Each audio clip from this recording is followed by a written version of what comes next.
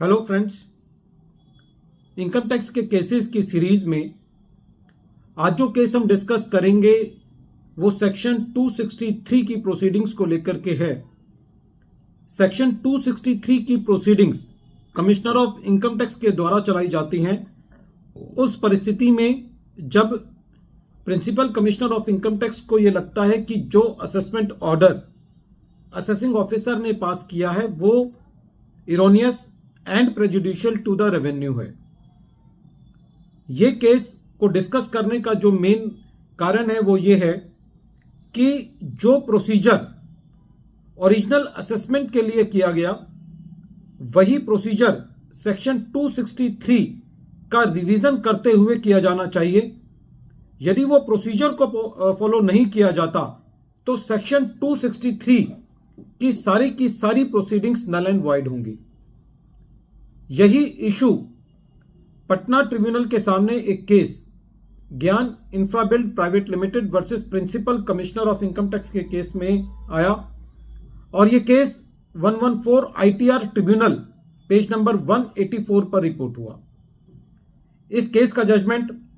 13 मई 2024 को आया। Present case में असेसी एक बिल्डर है और असेसी का रोड कंस्ट्रक्शन का काम है।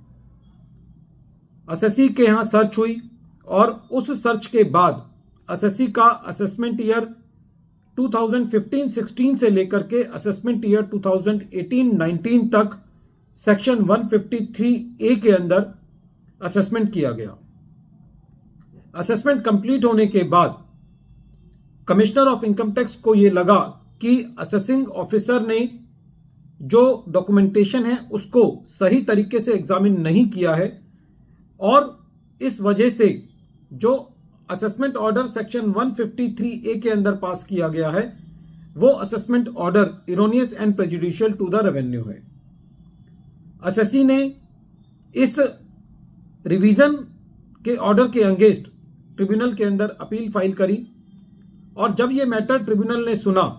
तो ट्रिब्यूनल का यह कहना था कि प्रेजेंट केस में जो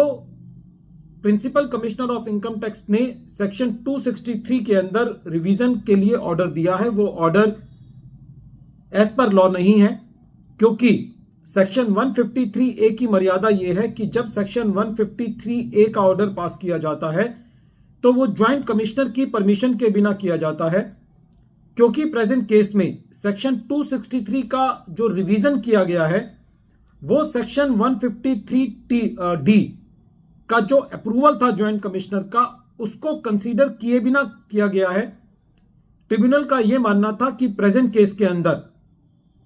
principal commissioner of income tax को यदि सेक्शन 263 के अंदर 153A के ऑर्डर का रिवीजन करना था तो यह रिवीजन तभी संभव था जब सेक्शन 153D के अप्रूवल का भी रिवीजन किया जाता, क्योंकि प्रेजेंट केस में जो नया ऑर्डर पास किया गया वो 153D का नया अप्रूवल नहीं लिया गया, इसलिए वो रिवीजन जो है वो जस्टिफाइड नहीं है और वो वॉइड एमनिशो है। ट्रिब्यूनल का यह कहना था प्रेजेंट केस के अंदर कि जब असेसी का असेसमेंट किया गया था तो किसी और असेसी का भी सेम असेसिंग ऑफिसर ने असेसमेंट किया था और इस केस के अंदर जब असेसी का रिवीजन किया गया तो दूसरे असेसी का रिवीजन नहीं किया गया और जो इनकम दूसरे असेसी के हाथ में पहले ही एडिशन हो चुकी थी उस इनकम का भी असेसी के हाथ में एडिशन कर दिया गया है। तो ऐसा करना भी एक डबल टैक्सेशन के दायरे में आता है जो कि इनकम टैक्स के अंदर अलाउ नहीं है। बहरहाल इस केस के अंदर जो इस केस का निष्कर्ष है वो ये है कि यदि सेक्शन 153A के अंदर रिवीजन करना है तो सेक्शन 153A के ऑर्डर को रिवाइज करने के लिए तब तक रिवाइज नहीं किया जा सकता जब तक जो सेक्शन 153A का जो ओरिजिनल ऑर्डर था उसके लिए जो अप्रूवल मिला था ज्वाइंट कमिश्नर से उसको भी रिवाइज किया जाए, उसको भी दोबारे अप्रूवल लिया जाए। फ्रेंड्स, ये केस बहुत इंपॉर्टेंट है क्योंकि काफी सारे केसेस में ये देखने को मिलता है कि जो सर्च केसेस हैं उनका भी रिवीजन किया जाता है, उन असेसमेंट ऑर्डर्स का भी रिवीजन किया जाता है और रेवेन्यू से काफी जगह ये गलती हुई है कि रेवेन्यू ने बिना ज्वाइंट कमिश्नर के अप्रूवल के रिवीजन के बिना वो सेक्शन 263 के अंदर उनका रिवीजन कर दिया है। वीडियो के अंत में एक बार फिर मैं केस का नाम रिपीट कर रहा हूं। केस का नाम है Gyan Infrabuild private limited versus principal commissioner of income tax, और ये case 114 ITR tribunal page number 184 पर रिपोर्ट हुआ। मैटर पटना ITAT ने 13 मई 2024 को डिसाइड किया। Thank you friends.